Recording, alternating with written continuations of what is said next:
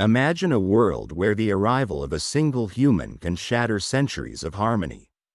In an intergalactic school, Deanna hails from a world of death, inciting chaos and curiosity among diverse alien students. As fear turns into fascination, can interspecies understanding reshape the future?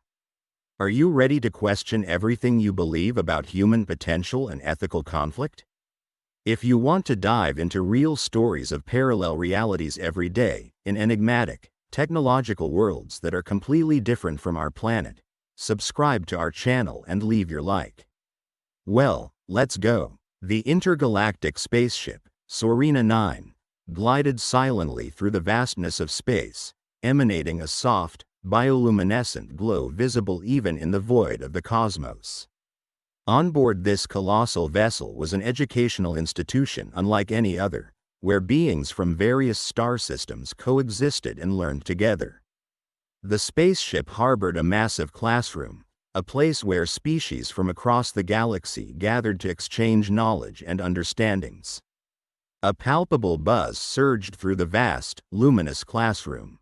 The room was constructed with walls that emanated soft, spectral hues that changed in response to the collective emotions of its students.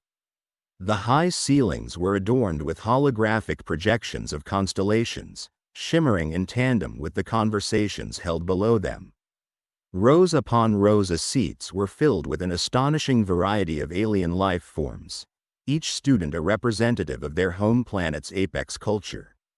Mr. Cairo, the imposing yet intellectually revered instructor, stood at the center of the room. He was an 8 feet-tall Hanarian with luminescent teal eyes that seemed to pierce through the veil of uncertainty and trepidation that now lingered in the air. His formidable presence was enhanced by the gravity of the announcement he had just made, of a new student, Deanna, a human from Earth. Humans, referred to in whispered alien legends as Deathworlders, were beings from a planet renowned for its perilous conditions. Stories of Earth's lifeforms had circulated through galaxies, painting them as extraordinarily resilient and, to some extent, fearsome. The classroom, typically a beacon of serenity, now thrummed with an unsettling suspense. Amphibious Glerians, with their sleek, pale green skin glistening under the bioluminescent lighting, exchanged anxious glances. Their bulbous eyes, capable of seeing in multiple spectrums of light, focused intently on Mr. Cairo. Nearby, the crystalline zealots, shimmering entities that resembled living gemstones, reacted to the tension by changing color, an instinctual response to stress. A palpable anxiety spread through the room. Among the students, Alia stood out. She belonged to the predator species known as the Voraxians, characterized by their sharp, angular features, keen senses, and an aura of intimidation. Her species thrived on dominance, their very evolutionary path defined by it. She fixed her predatory gaze on the entrance, her eyes reflecting a mix of skepticism and trepidation. To the Voraxians, the idea of a human, a creature from a planet rife with lethal elements, sparked a primal fear. Mr. Cairo's composed demeanor belied a deep, gnawing apprehension. To him and others from the Hanarian realm, humans were mere legends, beings spoken of in hushed tones. Integrating a Deathworlder into this meticulously balanced microcosm of intergalactic harmony was an unprecedented challenge. The electromagnetic fields in the classroom, often in serene waves, now rippled violently, mirroring the collective unease. In the far corner of the classroom, Tyra, a Lithian, cautiously adjusted her silicate exoskeleton. Lithians were emotionally sensitive beings, their silicate exteriors capable of reflecting their inner turmoil through scintillating patterns. Tyra's exoskeleton now pulsed with iridescent colors, signaling her heightened state of anxiety. Moments stretched into what felt like eternities until finally, the holographic doorway at the front of the room materialized a figure, the human student, Deanna. She stepped through the doorway, her rugged appearance starkly contrasting the classroom's ethereal beauty. Her Earth-issued attire, practical and worn from the grueling environments of her home planet, made her look like an armored warrior entering an enchanted realm. Deanna was a portrait of resilience. Her brown hair, tied back in a simple ponytail, framed her tanned, weathered face, marked by the elements of her hostile world.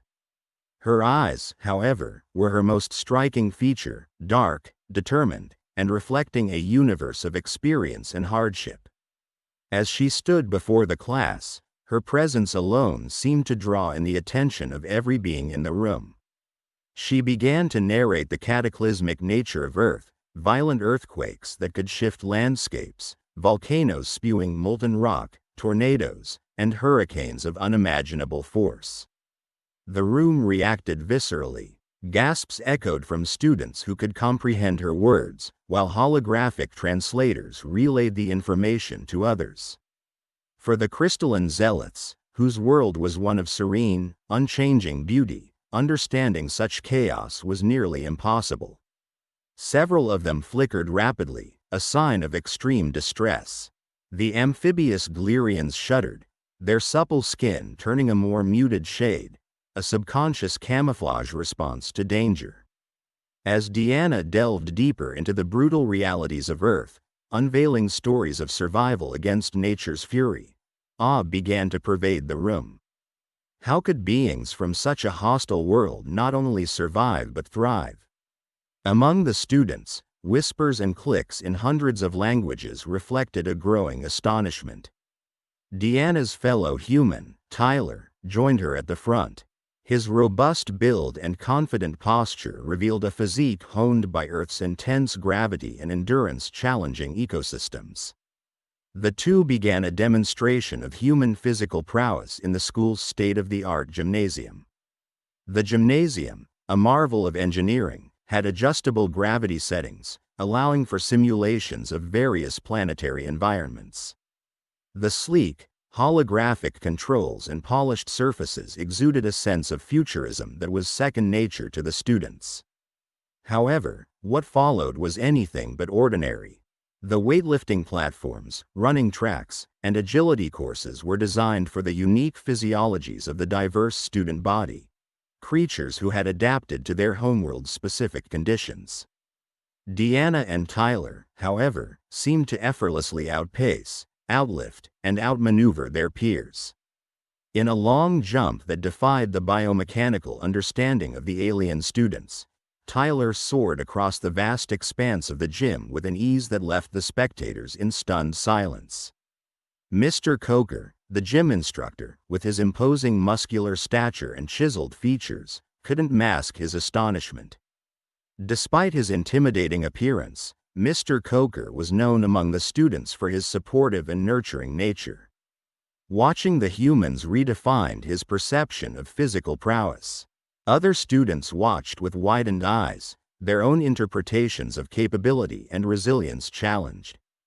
The amphibious Glerians, who prided themselves on their aquatic agility, observed the humans' physical feats with a mix of reverence and inhibition. The crystalline zealots, whose durability was their hallmark, realized their crystalline form was no match for the dynamic versatility of flesh and bone. Some students trembled at this new realization. The lithe and agile Sidarians, beings covered in silvery fur and known for their speed, found their limits starkly highlighted by the humans' seemingly superhuman agility. The spaceship-turned school continued to buzz with an energy that felt almost tangible, a discordant hum of anticipation and unsettling anxiety. Mr. Cairo, though seemingly composed, housed a flicker of worry that simmered beneath his steel-blue skin. He had spent eons fostering an environment of peace and cooperation among the myriad species on board. Integrating a Deathworlder into such an ecosystem was an unprecedented endeavor, fraught with uncertainty. Alia, a figure of predatory elegance and authority in the classroom, exemplified the prevailing sentiments of apprehension. Her species, the Valagots, had evolved in a world where dominance and keen survival instincts dictated the hierarchy. With her piercing, yellow eyes that radiated an otherworldly glow and dark, scaled skin resistant to most forms of harm, Alia was both revered and feared among her peers. Her senses, honed for hunting, now buzzed with the chaotic symphony of the classroom's tension. The alien students, an assortment of varying races and forms, mirrored Alia's feelings. Each species brought forth its own form of apprehension.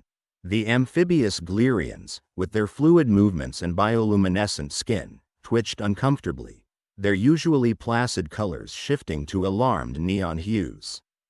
The crystalline zealots, a race known for their logical disposition and transparency, literally flickered faintly as a sign of their internal disarray. Mr. Cairo steeled himself as he addressed the class once more. The difference between this moment and previous introductions was palpable. Legends had been whispered about the Deathworlders, beings from a planet so hostile it defied comprehension.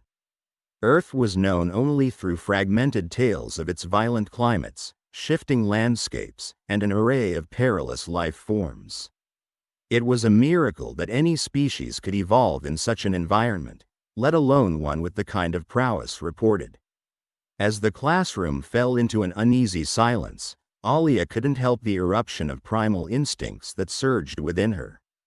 She was not one to shrink from challenge, but the unknown entity about to walk through their classroom's threshold triggered an inherent response, a blend of fear and the thrill of a potential adversary. At the exact moment when the unease began to peak, the holographic doorway shimmered and Deanna entered. In stark contrast to the school's ethereal architecture, Deanna's rugged frame and attire signaled her origins from a planet that demanded resilience and fortitude. The simplicity of her Earth-issued garb spoke more vividly of her world's harsh nature than any verbal description could. Deanna's appearance triggered a silent consensus among the students. She was unlike anything they had imagined. Mr. Cairo gestured for quiet, bringing the cacophony of murmurs to a swift halt. Deanna's gaze swept across the room, taking in her new classmates with an unreadable expression. She began narrating the tale of Earth's continued battle against nature's whims. The vivid recount of seismic upheavals, volcanic eruptions, and climate extremities hushed the classroom into a state of collective shock. Gasps punctuated her speech. The Glerian's skin darkened with astonishment, and crystal shards from the zealots vibrated subtly, reflecting their disbelief. The disbelief turned to curiosity and wonder when Deanna and Tyler, another human, showcased their physical capabilities. The gymnasium became the backdrop for their demonstration, a hall that resembled a fusion of ancient Colosseum and future tech, laden with equipment of both known and unknown origin to the Earthlings. The Valagoths, usually unquestioned in matters of strength, watched in confusion as Deanna effortlessly lifted weights tailored for beings with thrice the muscle mass of a human. Tyler, no less impressive, executed intricate maneuvers and leaps that seemed to challenge the basic understanding of gravity and momentum. Mr. Coker, the gym's imposing yet nurturing instructor, stood still, processing the anomaly presenting itself. He was used to witnessing extraordinary strength among the various races, but this was an uncharted territory. The collective acknowledgement within the gym was clear. Years of understanding and definition of physical dominance were being redefined by the presence of earthly attributes. As the aliens watched the humans, a multitude of emotions coursed through the collective consciousness of the classroom. There was a newfound admiration tinged with a deep-seated fear of the unknown. How could these Deathworlders, beings from a planet of unrelenting danger, exhibit such capabilities? Alia's eyes, keen and calculating, locked onto every nuanced movement Deanna made. Her predatory instincts, initially on high alert, began to discern a more complex reality. This human, this Deathworlder, was not merely a threat, she was an embodiment of survival and adaptation at its zenith. For Alia, this realization brought about an internal conflict. The intrinsic drive to dominate was countered by a burgeoning respect for the resilience and strength derived from such a brutal environment.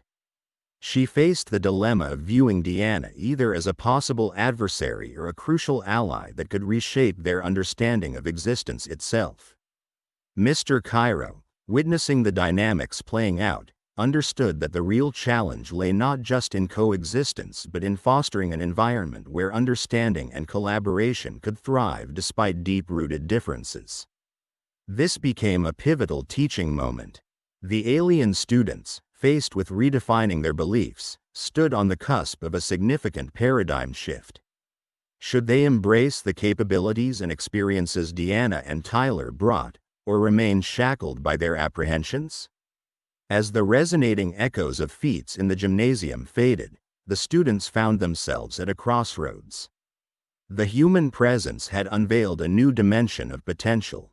The harmonious coexistence they had known was at the threshold of an evolution, driven by the daunting strength and adaptability of beings from a world thought to be incompatible with life as they understood it.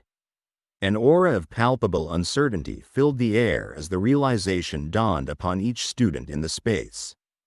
Could the lessons from a death world enrich their harmonious existence, or would it unravel centuries of evolved coexistence? The dilemmas they faced were not merely ethical but fundamental. The knowledge and experiences from Earth posed an existential question. Was the pursuit of harmony achievable through understanding overpowering survival instincts ingrained through millennia? Deanna, aware of the mixed reactions she invoked, maintained a stoic demeanor. Within her lay the lived experiences of a world where every day was a testament to survival. That resilience carried weight, an unspoken narrative that spoke volumes to those who dared to listen. Alia, standing at the precipice of this new understanding, could feel her foundation of beliefs shaking. The fine line between fear and admiration blurred with each passing second. Her decision would influence many, making her internal conflict not just a personal struggle but a reflection of the broader quest for understanding and cooperation. In the brief silence that followed, the unresolved tension left a lingering promise of challenges ahead. The path to integrating Deanna and Tyler into their cohesive existence was wrought with trials that none had foreseen. The atmosphere in the state-of-the-art gymnasium shifted palpably as Deanna stepped into the room, every eye locked onto her lithe but rugged figure. Her Earth-derived attire, more practical than aesthetic, seemed almost primitive against the backdrop of the sleek, advanced environment. She carried herself with an aloof confidence that betrayed the stark contrast of her upbringing. Tyler stood by her side, equally resolute, his broad shoulders a testament to the conditioning of Earth's intense gravity. The murmurs of the diverse alien students turned to a stunned silence as Deanna and Tyler began recounting the cataclysms of Earth.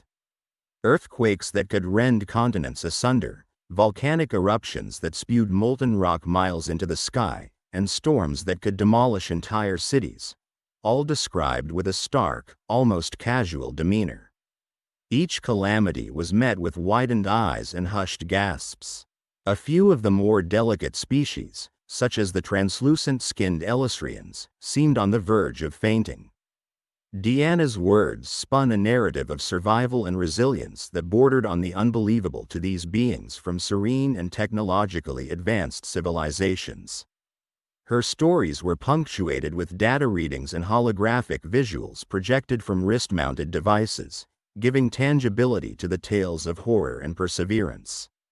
One such projection displayed the infamous Yellowstone supervolcano eruption, an event that had threatened the very fabric of human civilization multiple times throughout history.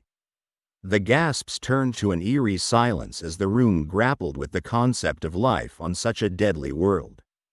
Alia, a member of a predator species known for its dominance, found herself questioning her own apprehensions. Her people's planetary struggles seemed almost trivial compared to the daily bombardment humans faced. How could beings from such a hostile world survive, let alone thrive? That question lingered unspoken but palpable in the room. If their stories could incite awe, their physical prowess left no room for doubt. The first demonstration involved a simple feat of agility. Deanna and Tyler scaled a multi-tiered gravity wall with an effortless grace, their muscles coiling and uncoiling in perfect harmony with the movement. Each ascending leap seemed to mock the built-in difficulty of varying gravity, turning a strenuous task into a ballet of motion. The alien students watched, their collective minds racing to keep up.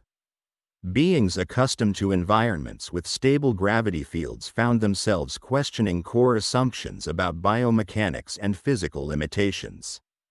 Mr. Coker, the physically imposing gym instructor, initially skeptical, stood with his mouth slightly agape, the rows of command lines he usually barked out caught in his throat. His muscular body was now a mere silhouette of awe against the raw display of human adaptability. Tyler then took the stage, lifting an immense weight that most of the alien students struggled with. With every flexion and exertion, it became clear that Earth's relentless gravitational pull had honed human physiology to an unparalleled degree. The sheer power emanating from his forms rendered many in the room silent, some trembling at the seismic shift in their understanding of strength. The Glerians, an amphibious species known for their physical stability, exchanged uneasy glances. If humans could withstand such extremities, what else were they capable of?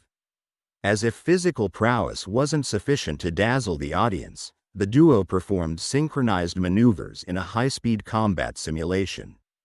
The gymnasium's environment adjusted to simulate multiple atmospheric conditions, from the choking density of Venus-like atmospheres to the bone-chilling cold of a Titan-like moon. Throughout these shifts, Deanna and Tyler moved with a fluidity and precision that seemed almost preternatural. Each action conveyed an unspoken message, a lifetime of hardship transformed into unparalleled competence.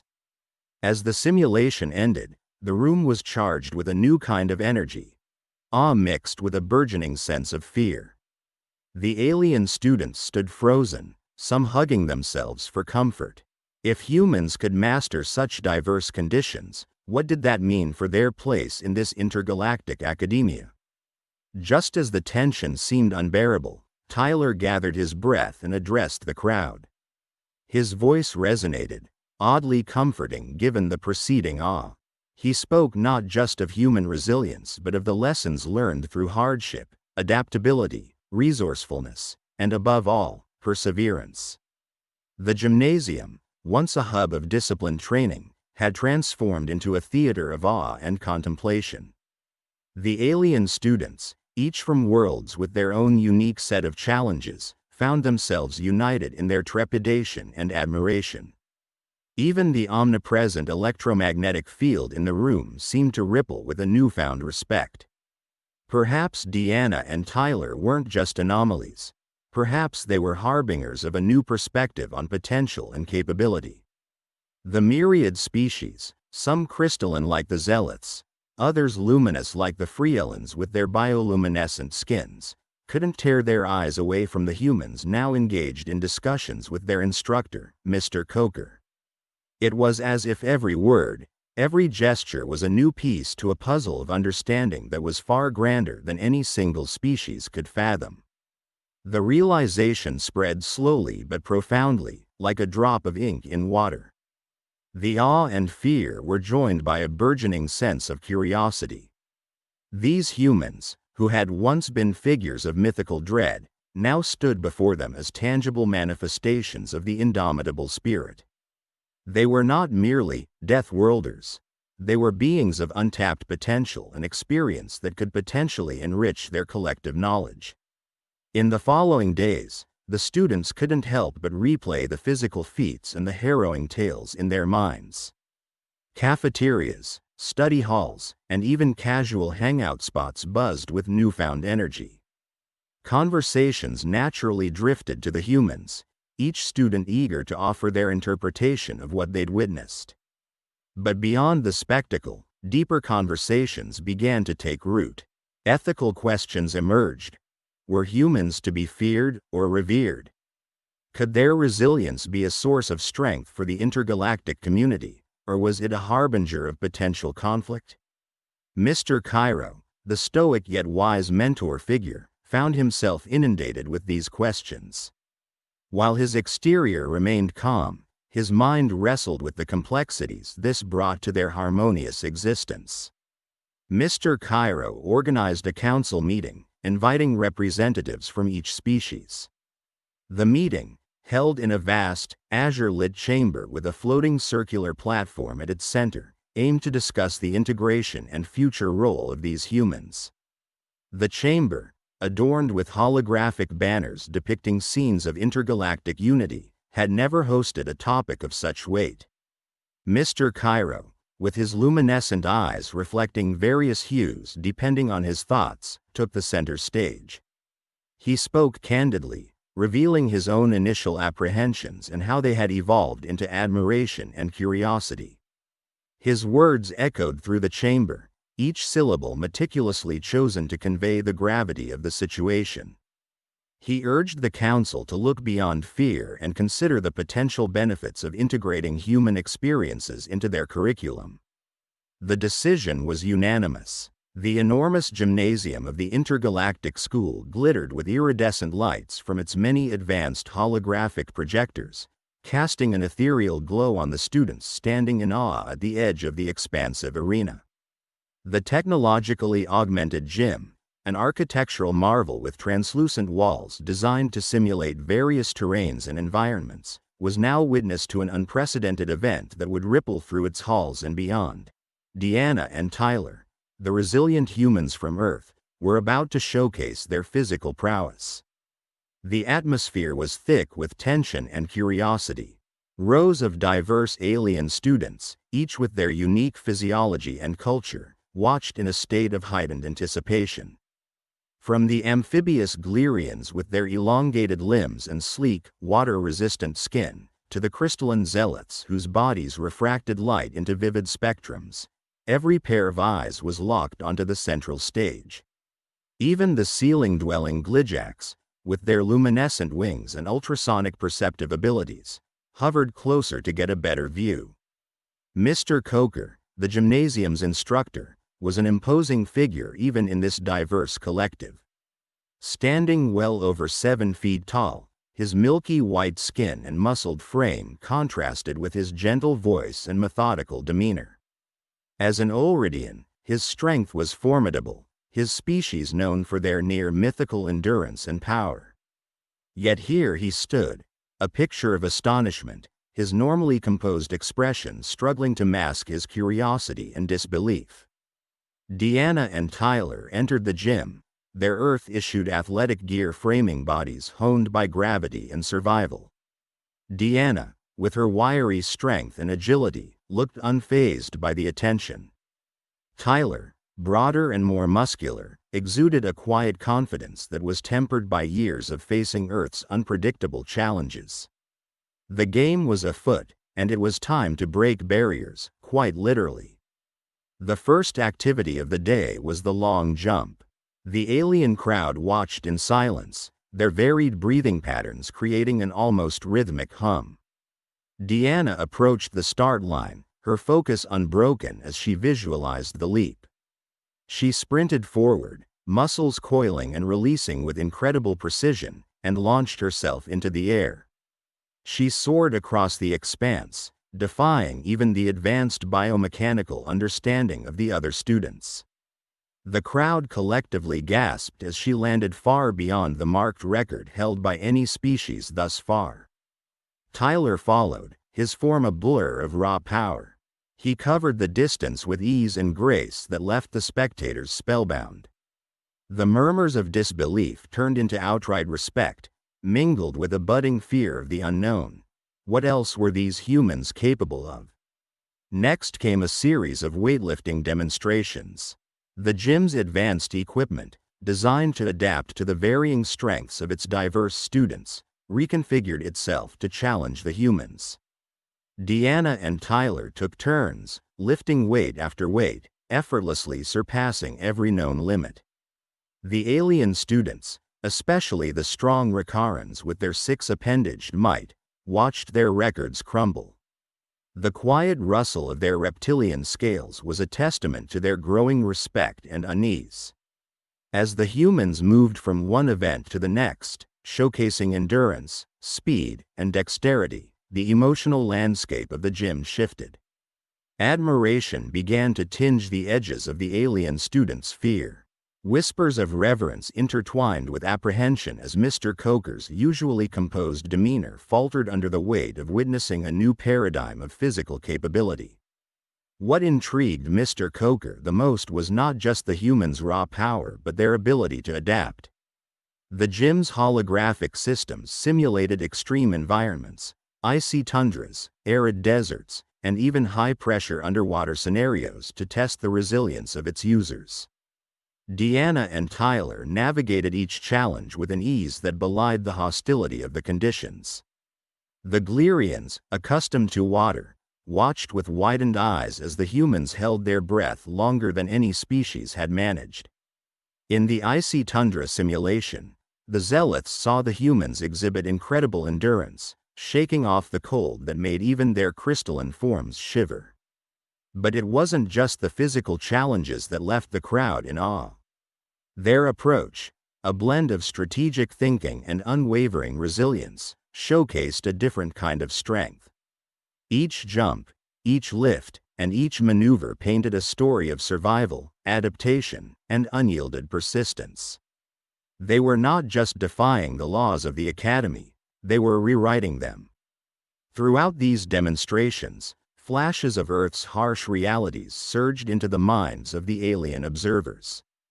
Deanna and Tyler's lives on a world plagued by natural disasters, extreme climates, and perpetual strife translated into resilience born out of necessity. Their feats illustrated a paradox. A world seen as a cradle of death had fostered life forms of unparalleled tenacity and spirit. The Deathworlders' identity began to evolve in the collective consciousness of the audience, a blend of fearsome respect and curious admiration. Mr. Coker, ever the disciplinarian, shifted his perspective. He needed to harness this new understanding, to integrate these unforeseen strengths into their training and education.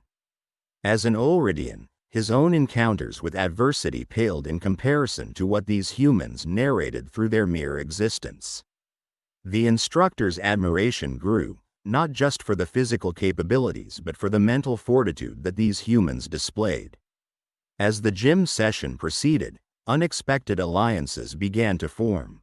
Athletes from diverse species, intrigued by the humans' capabilities, began to approach Deanna and Tyler, seeking insight into their training regimes and the unique challenges of Earth. The competitive spirit that initially colored their interactions gave way to curiosity, and an exchange of knowledge began. The humans shared their survival techniques, adaptations to extreme environments, unique combat forms, and unparalleled endurance practices. In return, they learned about the varied biologies and physiologies of their interstellar peers, absorbing insights that could reshape their own understanding of biology and adaptation. Alia, the predator species with her sharp instincts and initially cold demeanor, found herself particularly drawn to Tyler's raw power and calculated approach to challenges. Known for her own dominance, she felt an inexplicable pull toward understanding what drove humans to thrive against all odds. A sense of mutual respect blossomed as they shared stories of their respective worlds, weaving a complex tapestry of struggle, survival, and strength. Meanwhile, Deanna's spirited nature resonated with the Zealots. Their curiosity about Earth's unpredictable climates and Deanna's ability to withstand them led to engaging discussions about resilience and adaptation.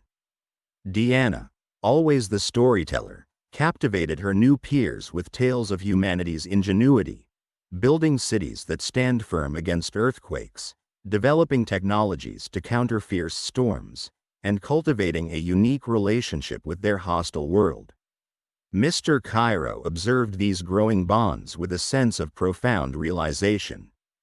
The challenge of integrating a Deathworlder had transformed into an opportunity. Humans, with their unique and harrowing experiences, had the potential to enrich their collective understanding.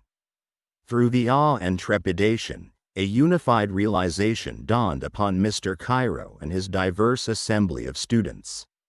The luminescent eyes of the zealots, the amphibian Glerians with their agile, webbed hands, the predator-like Alias, all began to see beyond their initial fear and wonderment.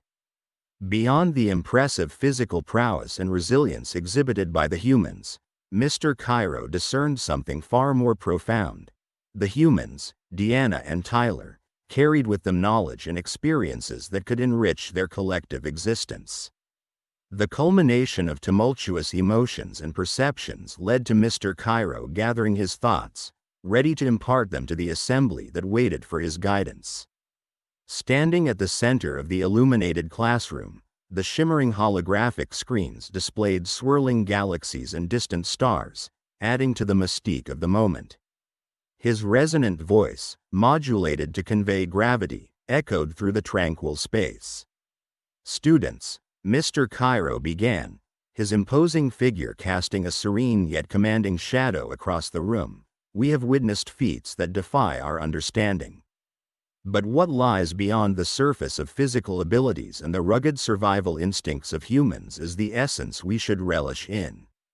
Humans are paradoxes, thriving amidst adversity, and it is in this paradox that we find immense potential." The students, their alien features reflecting curiosity and contemplation, listened intently. Mr. Cairo's words rippled through their minds, dislodging the last remnants of apprehension. It was now a matter of integrating these new insights into their harmonious lives.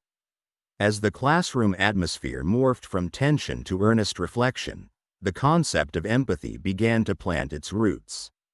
Mr. Cairo, with deliberate precision, orchestrated a series of initiatives aimed at weaving human experiences into their curriculum. The goal was clear: to foster an environment where shared knowledge could break down the barriers they once thought insurmountable. Deanna and Tyler, sensing the shift, took on roles as educators and learners alike. Deanna, with her stories of Earth's chaotic beauty, spoke of the resilience that was etched into every human's DNA. She described the perseverance in the face of natural calamities, earthquakes splitting the ground, volcanoes painting the skies with fire, and storms that raged against the feeble structures built by humankind. Her narratives weren't merely about survival but of finding harmony in chaos, a concept that resonated deeply with her extraterrestrial peers. Tyler, on the other hand, showcased human ingenuity through demonstrations of technology adapted for space travel, hardening the resolve to thrive beyond their tempestuous world. His practical sessions on engineering and physics captivated the zealots, who marveled at the simplicity woven into human technology, a blend of necessity and creativity born out of Earth's challenges. Joint endeavors took shape. Students from all species collaborated on projects that pushed the boundaries of their collective creativity. The gymnasium, formerly a battleground of physical prowess, became a hub of cooperative ventures. Glerians and humans designed aquaponic systems inspired by Earth's agriculture, adapting it to the aqueous environments for Glerians' home planets. Zealots lent their expertise in crystal manipulation to enhance human communication devices, integrating telepathic elements that transcended mere verbal exchanges. The cumulative realizations led to profound alliances. One such initiative involved the intricate design of a spacecraft equipped with hybrid technology, merging human inventiveness with alien advancements. This ship symbolized their unity, a vessel that could traverse the stars while embodying the essence of interspecies cooperation. The collaborative effort poured into its creation wasn't just technical but symbolic of their newfound respect and solidarity. Subscriptions to deeper empathy and shared experiences paved a new road for their intergalactic relations, and Mr. Cairo's vision came to life as cogwheels of a greater machine. Shared festivities and cultural exchanges became regular, dissolving preconceived notions and enriching their understanding of one another. Traditions were traded. Alias demonstrated their intricate hunting dances, while humans shared their music, a poignant reminder of their complex emotional spectrum. The alien students found themselves transformed not just by what humans could physically do, but by the stories they carried, the lessons they taught through lived experiences. There was a growing recognition that strength wasn't merely measured by physical might but by endurance, adaptability, and the will to overcome disparate odds.